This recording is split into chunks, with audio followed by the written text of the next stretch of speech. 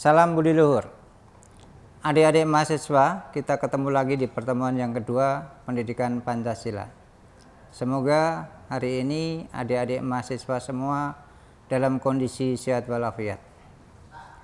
Pada pertemuan hari ini, materi yang akan kita bahas adalah yang pertama orientasi pendidikan Pancasila, yang kedua pentingnya pendidikan Pancasila, dan yang ketiga sumber historis, sosiologis, yuridis, dan politik pendidikan Pancasila.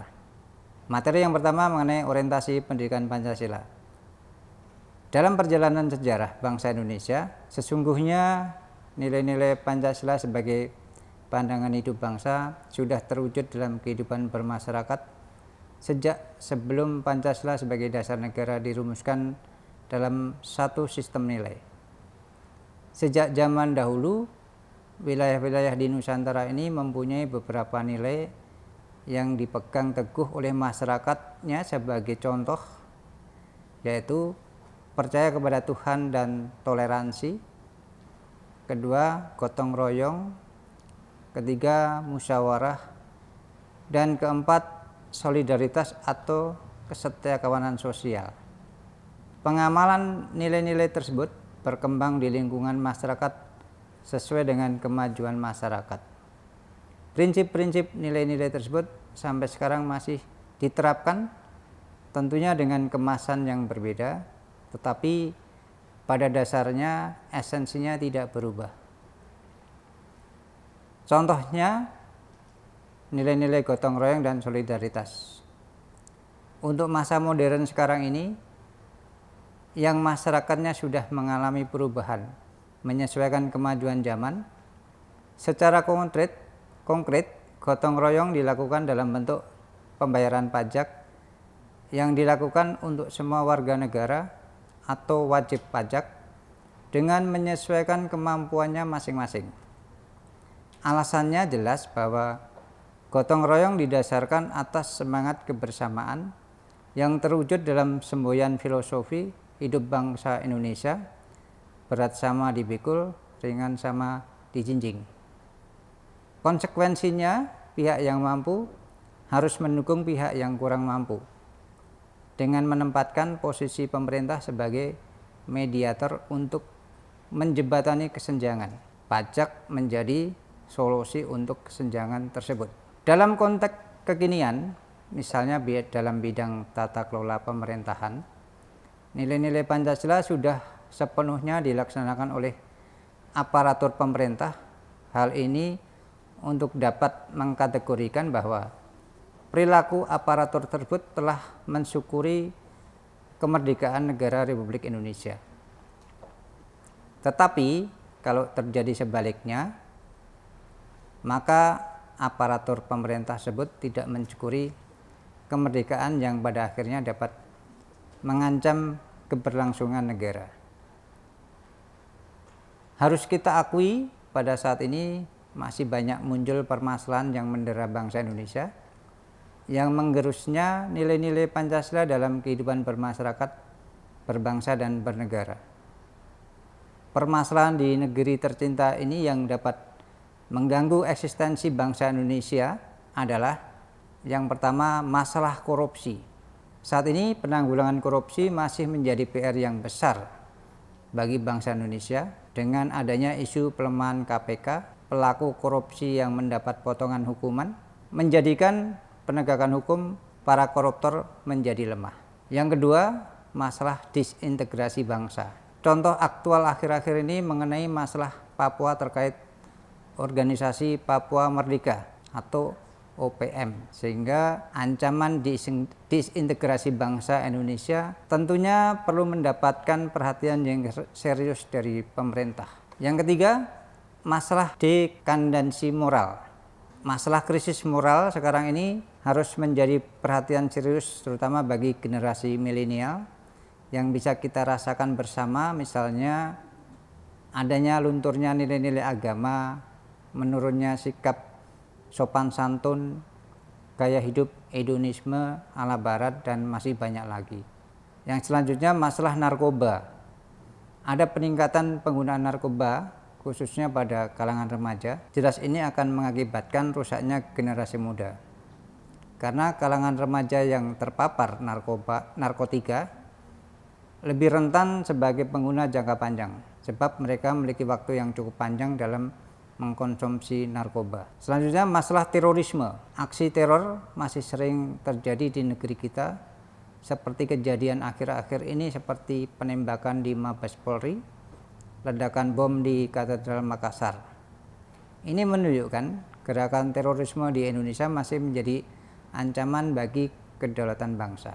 Dengan memperhatikan masalah tersebut, maka pendidikan Pancasila sangat penting untuk diajarkan pada berbagai jenjang pendidikan, khususnya di perguruan tinggi. Urgensi pendidikan Pancasila di perguruan tinggi yaitu agar mahasiswa tidak tercerabut dari akar budayanya sendiri, dan agar mahasiswa memiliki pedoman atau kaidah penuntun dalam berpikir dan bertindak dalam kehidupan sehari-hari dengan berlandaskan nilai-nilai Pancasila. Merangkum dari berbagai pendapat pentingnya pendidikan Pancasila diberikan pada mahasiswa yaitu dengan memperkokoh jiwa kebangsaan mahasiswa sehingga menjadi dorongan pokok dan bintang penunjuk jalan. Mahasiswa sebagai calon pemegang tongkat estafet kepemimpinan bangsa untuk berbagai bidang dan tingkatan, yaitu agar tidak terpengaruh oleh paham-paham asing yang negatif. Kemudian selanjutnya sebagai pembentuk civic disposition yang dapat menjadi landasan untuk pengembangan civic knowledge dan civic skill mahasiswa. Itu adalah merangkum dari berbagai pendapat penting yang perlu diperhatikan. Pendidikan Pancasila harus diberikan kepada mahasiswa. Untuk mengupas lebih dalam apakah yang dimaksud dengan pendidikan Pancasila, berikut saya berikan penjelasannya. Kedudukan mata kuliah pendidikan Pancasila adalah mata kuliah wajib umum yang berdiri sendiri dan harus ditempuh oleh setiap mahasiswa, baik pada jenjang diploma maupun jenjang sarjana. Mata kuliah pendidikan Pancasila adalah usaha sadar dan terencana untuk mewujudkan suasana belajar dan proses pembelajaran agar mahasiswa secara aktif mengembangkan potensi dirinya untuk memiliki pengetahuan, kepribadian, dan keahlian sesuai dengan program studinya masing-masing. Visi pendidikan Pancasila adalah untuk mewujudkan kepribadian sivitas akademika yang bersumber pada nilai-nilai Pancasila. Sedangkan misi pendidikan Pancasila yang pertama adalah mengembangkan potensi akademik peserta didik atau misi psikopedagogis, yaitu mengembangkan potensi keimanan, ketakwaan, dan akhlak mulia atau karakter baik mahasiswa.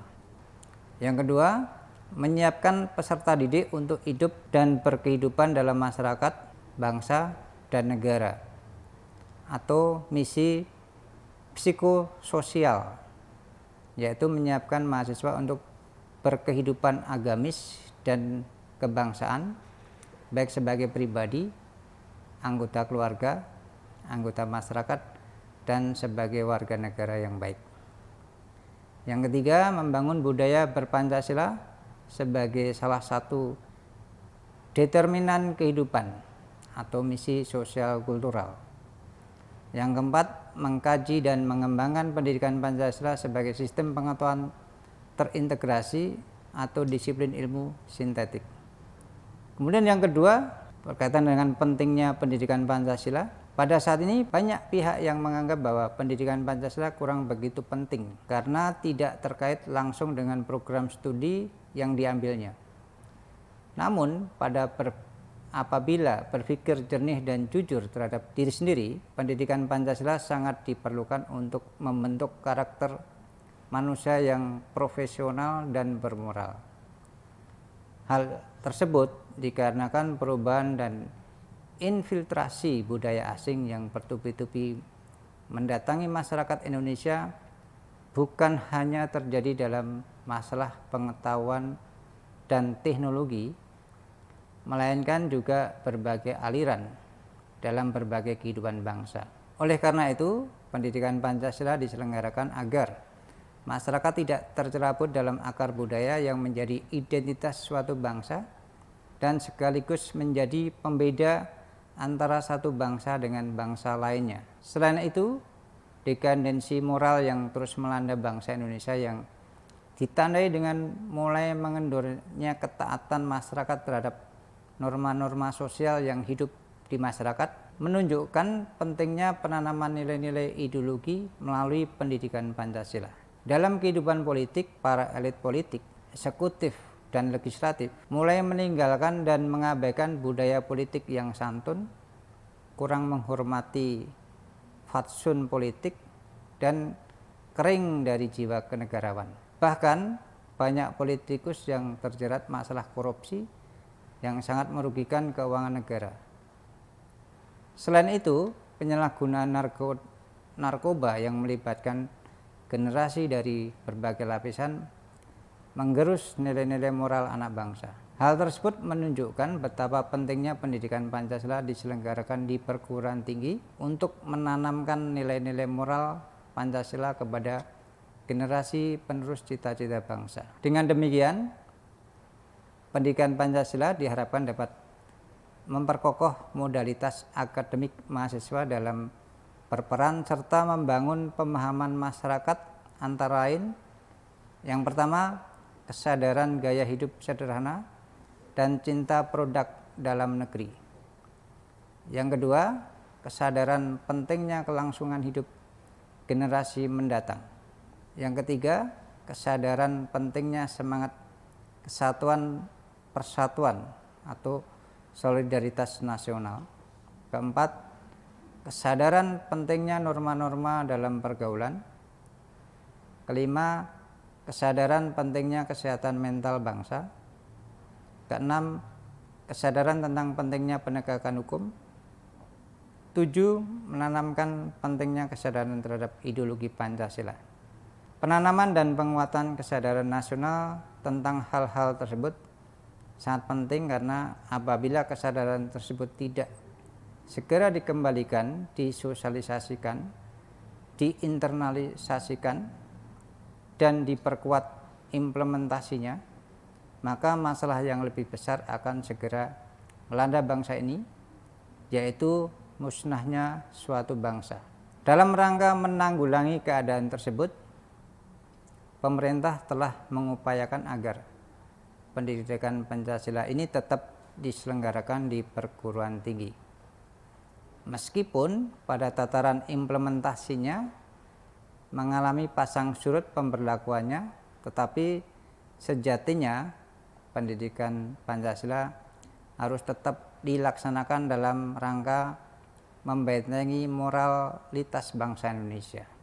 Pendidikan Pancasila sebagai bagian dari pendidikan nasional mempunyai tujuan mempersiapkan mahasiswa sebagai calon sarjana yang berkualitas, berdedikasi tinggi, dan bermartabat agar menjadi pribadi yang beriman dan bertakwa kepada Tuhan Yang Maha Esa, sehat jasmani dan rohani, berakhlak mulia dan berbudi pekerti, memiliki kepribadian yang mantap, mandiri, dan bertanggung jawab sesuai dengan hati nurani, mampu mengikuti perkembangan iptek dan seni, serta mampu ikut mewujudkan kehidupan yang cerdas dan berkesejahteraan bagi bangsanya.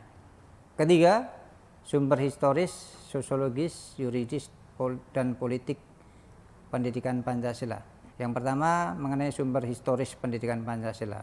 Sejarah mempunyai fungsi penting dalam membangun kehidupan bangsa dengan lebih bijaksana di masa depan. Hal tersebut sejalan dengan ungkapan sejarah memberikan kearifan. Sejarah merupakan guru kehidupan. Materi perkuliahan Pancasila melalui pendekatan historis adalah amat penting dan tidak boleh dianggap remeh guna mewujudkan kejayaan bangsa di kemudian hari. Dengan pendekatan ini, mahasiswa diharapkan dapat mengambil pelajaran atau hikmah dari berbagai peristiwa sejarah baik sejarah nasional maupun sejarah bangsa-bangsa lain, dan diharapkan dapat berperan serta secara aktif dan arif dalam berbagai kehidupan berbangsa dan bernegara, serta dapat berusaha menghindari perilaku yang bernuansa mengulangi kembali kesalahan sejarah. Dalam peristiwa sejarah nasional banyak hikmah yang dapat dipetik, misalnya mengapa bangsa Indonesia sebelum masa pergerakan nasional selalu mengalami kekalahan dari penjajah. Jawabannya antara lain karena perjuangan pada masa itu masih bersifat kedaerahan, kurang adanya persatuan, mudah dipecah belah, dan kalah dalam penguasaan ipteks termasuk bidang persenjataan. Hal ini berarti bahwa apabila integrasi bangsa lemah dan penguasaan iptek lemah, maka bangsa Indonesia dapat kembali terjajah atau setidak-tidaknya daya saing bangsa melemah. Implikasi dari pendekatan historis ini adalah meningkatkan motivasi kejuangan bangsa dan meningkatkan motivasi belajar. Yang kedua, sumber sosiologis pendidikan Pancasila. Sosiologi dipahami sebagai ilmu tentang kehidupan antar manusia yang mengkaji latar belakang, susunan dan pola kehidupan sosial dari berbagai golongan dan kelompok masyarakat, di samping juga mengkaji masalah-masalah sosial, perubahan dan pembaharuan dalam masyarakat.